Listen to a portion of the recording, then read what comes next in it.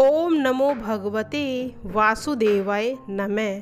प्रिय भक्तजनों, आपका मेरे YouTube चैनल में स्वागत है। मैं ज्योति। आज आमला एकादशी व्रत की कथा का श्रवण करेंगे। भगवान विष्णु जी की कृपा आप सभी पर बनी रहे। फाल्गुन माह के शुक्ल पक्ष की एकादशी को आमला एकादशी कहते हैं। आमल की यानी आंवला को शास्त्र में श्रेष्ठ स्थान प्राप्त है, इसीलिए इसे आंवला एकादशी या रंग भरी एकादशी भी कहते हैं।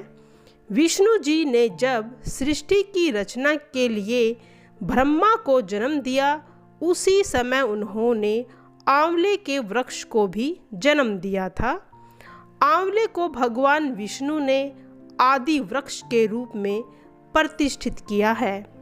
इसके हर अंग में ईश्वर का स्थान माना गया है। इस दिन सुबह उठकर स्नान कर भगवान विष्णु जी का ध्यान करते हुए व्रत करने का संकल्प लें। श्री हरि की पूजा करें, उनके समक्ष घी का दीपक जलाएं। विष्णु सहस्र नाम का पाठ, एकादशी कथा 40 और आरती करें। पूजा के बाद आंवले के पेड़ के नीचे नवरत्न युक्त कलश को स्थापित करें। अगर आपके घर के पास आंवले का पेड़ नहीं है तो आप मंदिर में जाकर भी पूजा कर सकते हैं। भगवान विष्णु को आंवले का प्रसाद अर्पित करना चाहिए। आंवले के पेड़ का या घर पर विष्णु का धूप, दीप, रोली, चंदन, अक्षत, फूल आदि से पूजन करें। पूजन के बाद किसी जरूरतमंद व्यक्ति या फिर ब्राह्मण को भोजन कराएं और उस दिन आंवले का दान अवश्य देना चाहिए। दूसरे दिन द्वादशी को स्नान कर भगवान विष्णु का फिर से पूजन करें और जरूरतमंद व्यक्ति को कलश, कुछ वस्त्र और आंवले दें। इसके बाद शुभ मुहूर्त में अपने व्रत का पारण करना चाहिए। तो अब सुनते हैं कथा। एक बार मानदाता जी ने वशिष्ठ जी से प्रार्थना की, हे ऋषिवर, यदि आप मुझ पर प्रसन्न हैं, मुझ पर यदि आपकी कृपा है, तो आप कृपया करके मुझे ऐसा व्रत बतलाइए जिसका पालन करने से मुझे वास्तविक कल्याण की प्राप्ति हो। इसके उत्तर में वशिष्ठ जी ने प्रसन्नचित्त होकर कहा, हे राजन, मैं आपको शास्त्रों के एक गोपनीय रहस्य पूर्ण तथा बड़े ही कल्याणकारी व्रत की कथा सुनाता हूँ, जो कि समस्त प्रकार के मंगल को देने वाली है।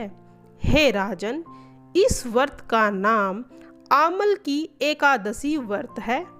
यह व्रत बड़े से बड़े पापों का नाश करने वाला है। 1000 गाय दान के पुण्य का फल देने वाला और मोक्ष को प्रदान करने वाला है। एक विदिश नाम का नगर था, जिसमें ब्राह्मण, क्षत्रिय, वैश्य, शूद्र चारों वर्ण आनंद के साथ रहते थे। उस नगर में सदैव वेद ध्वनि गूंजा करती थी तथा पापी, दुराचारी तथा नास्तिक उस नगर में कोई नहीं था। उस नगर में चैत्रथ नाम का चंद्रवंशी राजा राज्य करता था। वह अत्यंत विद्वान तथा धर्मी था। उस नगर में कोई भी व्यक्ति दरिद्र व कंजूस नहीं था। सभी नगरवासी विष्णु जी के भक्त थे और बाल, वृद्ध, स्त्री, पुरुष एकादशी का व्रत किया करते थे। एक समय फाल्गुन मास के शुक्ल पक्ष की आमल की एकादशी आई। उस दिन राजा, प्रजा तथा बाल, वृद्ध सबने हर्षपूर्वक व्रत किया। राजा अपनी प्रजा के साथ मंदिर में जाकर पूर्ण कुंभ स्थापित करके धूप दीप नैवेद्य पंचरत्न आदि से आंवले का पूजन करने लगे और इस प्रकार स्तुति करने लगे।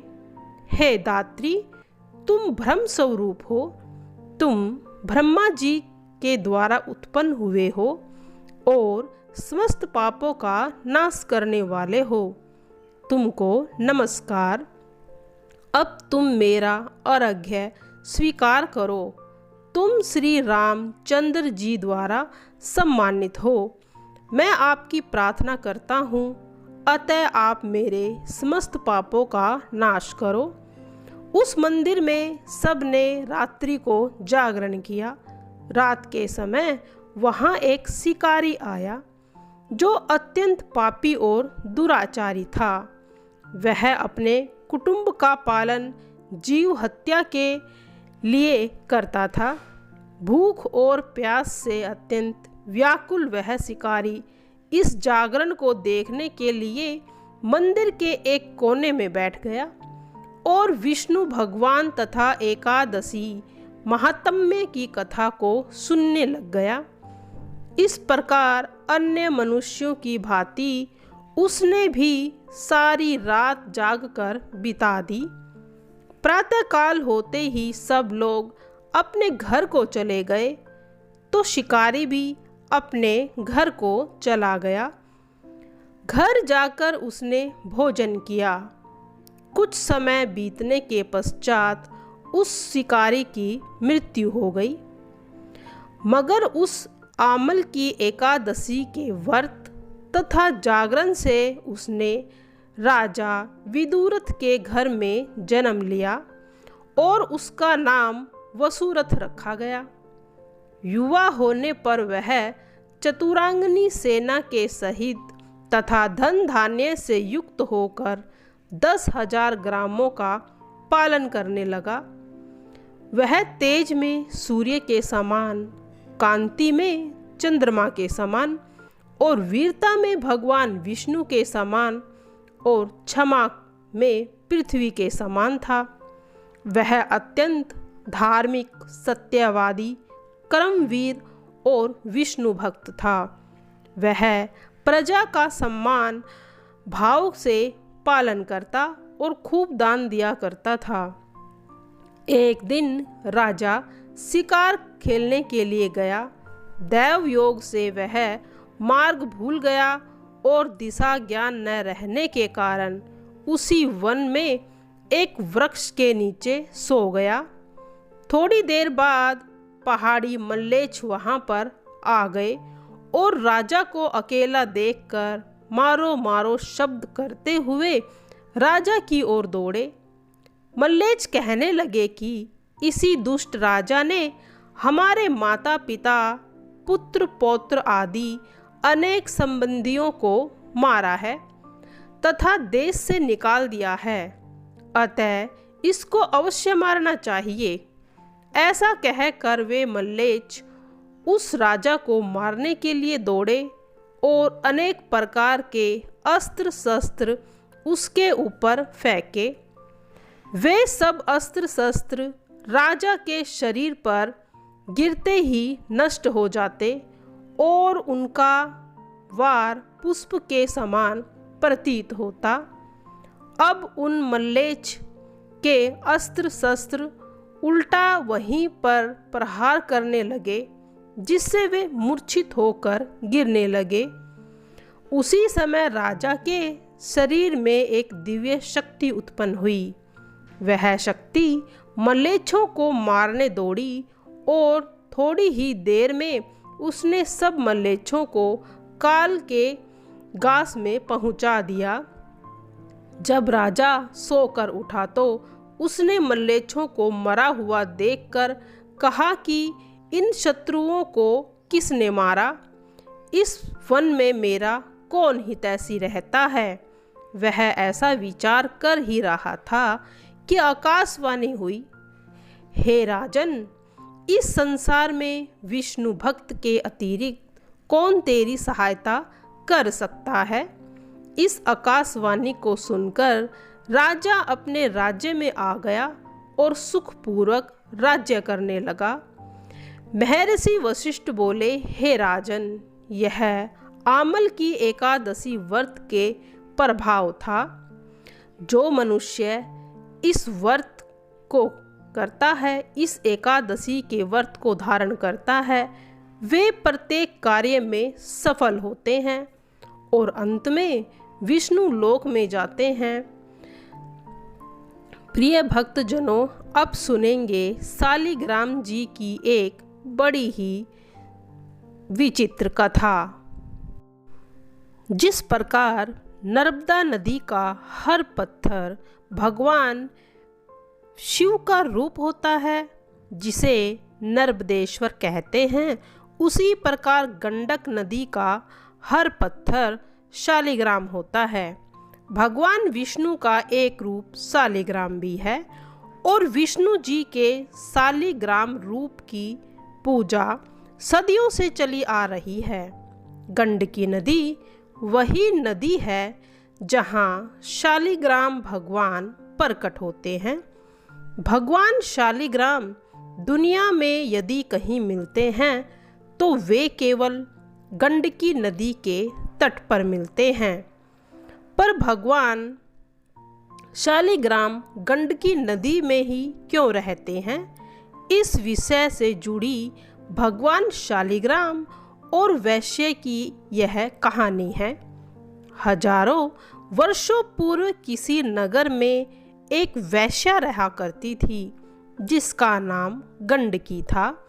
वह रोजाना रात को किसी न किसी पराये पुरुष के साथ भोग विलास करती थी। यह उसका पेशा था। एक दिन उस गांव में एक महात्मा जी आए, जिन्होंने सभी गांव वालों का अपने उपदेशों से कल्याण किया। जब वैश्या ने उन महात्माओं की कीर्ति को सुना तो एक दिन वह भी उन महात्मा के दर्शन के लिए चली गई और उनसे प्रार्थना की, महाराज, आप तो संत हैं, साधु हैं, सबका कल्याण करते हैं, सबको पावन करते हैं, मुझ वैश्या का भी कल्याण कर दीजिए। महात्मा जी बोले, बेटी, मैं तेरा कल्याण कर दूंगा, पर इसके लिए तुझे वैश्यावृत्ति छोड़नी पड़ेगी। वैश्या बोली, महाराज, मैं सब कर सकती हूँ, यह वैश्यावृत्ति का धंधा नहीं छोड़ सकती, क्योंकि अब इस कार्य की मुझे आदत हो गई है और यही मेरा पेशा है। इसके सिवा आप जो भी कहेंगे मैं वह जरूर करूँगी। कृपया करके मेरा उद्धार कीजिए। महात्मा जी ने कुछ देर सोचकर कहा, तो फिर एक काम करना, जो भी तेरे पास आएगा तू उसे अपना पति परमेश्वर मानकर उनकी सेवा करना, तेरा उद्धार हो जाएगा। वैश्या बोली, ठीक है महाराज, अब मैं ऐसा ही करूँगी। अब सूर्य अस्त होने के बाद जो भी पुरुष गंडकी के पास आता, उसे वह अपना पति मानकर उसकी सेवा करती, सत्कार करती और अपना पत्नी धर्म निभाती। उस पुरुष को वह अपना परमेश्वर मानती थी, क्योंकि उसने महात्मा जी के वचनों पर पूरा विश्वास किया था। गंडकी के द्वारा किए गए सभी कार्य भगवान विष्णु जी देख रहे थे। उन्होंने वैश्य की परीक्षा लेने के बारे में सोचा और उसके घर में एक साधारण मनुष्य का रूप लेकर पहुँचे। गंडकी ने उनका भी सत्कार किया, उन्हें अपना पति मानकर पूरे मन से सेवा की। भगवान विष्णु गंडकी की सेवा और उसकी लगन देख रहे थे कि वह पत्नी की भांति उनकी कितनी सेवा करती है, उन्हें अपना पति मान रही है और गंडकी अपना पत्नी धर्म निभा रही है। अब भगवान विष्णु ने एक लीला रची और अपना सिर पकड़कर बैठ गए। भगवान विष्णु बोले, पता नहीं सिर दर्द से फटा जा रहा है, बहुत भयंकर पीड़ा हो रही है। गंडकी बोली, मैं अभी वैद्य जी को बुलाकर लाती हूँ। साधारण मनुष्य बने विष्णु जी बोले, नहीं नहीं, मुझे छोड़कर कहीं मत जाओ, मैं तुम्हारे बिना नहीं रह सकता, तुम मेरे पास ही रहो। गंडकी घबरा गई। उसने पूछा, क्या हुआ स्वामी, आपको अचानक क्या हो गया? आपकी तबीयत तो ठीक है, इतनी देर में भगवान ने लीला करते हुए मरने का नाटक किया। गंडकी रोने लगी। उसने सोचा कि ये तो तेरा पति था, ये इस दुनिया को छोड़ चुके हैं, इनके प्राण निकल चुके हैं, तो तुझे भी इनके साथ ही सती होना चाहिए। गांव वालों को खबर मिली कि वैश्य के घर में कोई पुरुष मर गया, तो गांव वालों ने अर्थी की तैयारी कर दी, भगवान को ले जाने लगे। अब गंडकी ने 16 श्रृंगार किया और पति की अर्थी के पीछे पीछे चल पड़ी। लोगों ने पूछा, अरे गंडकी, तू हमारे साथ कहाँ जा रही है? चल वापस चली जा। गंडकी बोली, नहीं नहीं, मैं तो इनके साथ ही जाऊंगी, ये मेरे पति हैं, इसीलिए पत्नी धर्म निभाते हुए मैं इनके साथ सती होना चाहती हूँ। एक व्यक्ति बोला, कैसी पागल है तू, कहाँ से तेरा ये पति आया? अरे पागलों जैसी बातें मत कर। गांव वाले बातें बनाते हुए अर्थी को चिता पर रख देते हैं। गंडकी अपने पति के साथ ही चिता पर बैठ गई। गंडकी ने मन ही मन भगवान विष्णु से प्रार्थना की, हे प्रभु, मैंने महात्मा जी के वचनों पर विश्वास किया है, तब से लेकर आज तक यदि मैंने अपने पति के अलावा किसी भी पुरुष को न देखा हो तो इसमें स्वयं आग लग जाए।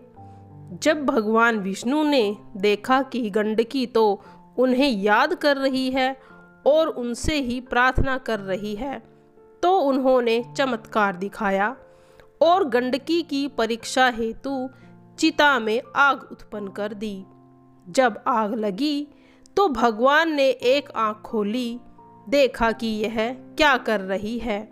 भगवान विष्णु को लगा कि अग्नि की लपटों से गंडकी घबरा जाएगी और चिता से उठ जाएगी, पर वह तो अपनी आँखों को बंद किए अपने पति यानी कि भगवान विष्णु का सिर अपनी गोद में रखकर बैठी रही। चिता की आग भयंकर हो गई। भगवान समझ गए कि गंडकी का उद्देश्य तो पक्का है। उसने यदि किसी एक पुरुष को पति मान लिया तो वह उनके प्रति पत्नी धर्म को सच्ची निष्ठा से निभा रही है और आज भी वह यही कर रही है। वह अपने पति के साथ अपने जीवन का त्याग कर रही है। तब भगवान विष्णु प्रकट हुए, अग्नि शांत हो गई। भगवान विष्णु के आशीर्वाद से गंडकी की अग्नि पर का कोई असर नहीं हुआ। वह बोले, आंखें खोलो गंडकी, मैं तुम्हारी भक्ति से प्रसन्न हूँ, मैं तुम्हारी परीक्षा ले रहा था, तुम मेरी परीक्षा में सफल रही हो, बोलो तुम्हें क्या चाहिए? गंडकी बोली, प्रभु आपके दर्शन करके मेरा तो जीवन ही सफल हो गया। मैंने आपको अपना पति परमेश्वर माना है। मेरी आपसे यही विनती है कि जिस तरह से चिता पर मैंने आपके सिर को अपनी गोद में रखा हुआ था, उससे मुझे सुख की अनुभूति हुई थी। अतः मैं चाहती हूँ कि आप सदा ही मेरी गोद में रहें और मेरा उद्धार करें। भगवान विष्णु बोले, गंडकी जैसा तुम चाहती हो वैसा ही होगा। अब तुम गंडकी नदी में परिवर्तित हो जाओ तथा तुम्हारे जल में मैं शालिग्राम पत्थर के रूप में निवास करूँगा। भगवान विष्णु के आशीर्वाद से गंडकी का शरीर पानी बन गया और नदी की भांति बहने लगा और वह नदी गंडकी बन गई। भगवान विष्णु ने गंडकी को आशीर्वाद दिया कि वह वहाँ सदा के लिए अपने शालिग्राम रूप में उनकी गोद में रहेंगे। भगवान विष्णु ने अपने आशीर्वाद से भगवान गंडकी का उद्धार किया था। जय शालिग्राम भगवान तेरी सदा ही जय हो। जय विष्णु जी भगवान आपकी सदा सदा जय हो।